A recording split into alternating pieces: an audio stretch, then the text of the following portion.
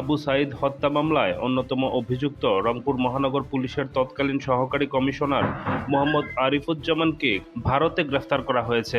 শনিবার সন্ধ্যায় তিনি পশ্চিমবঙ্গের উত্তর ২৪ পরগনা জেলার স্বরূপনগর থানার অন্তর্গত এলাকায় অরক্ষিত সীমান্ত দিয়ে ভারতে প্রবেশ করার চেষ্টা করছিলেন বলে জানা গেছে। এ সময় হাকিমপুর সীমান্ত চৌকিতে পাহারারত বিএসএফ এর ১৪৩ নম্বর ব্যাটালিয়নের সদস্যরা তাকে আটক করে। এরপর শুরু হয় প্রাথমিক জিজ্ঞাসাবাদ। একদিন রাতে তাকে স্বরূপনগর থানায় পুলিশের হাতে তুলে দেওয়া হয়।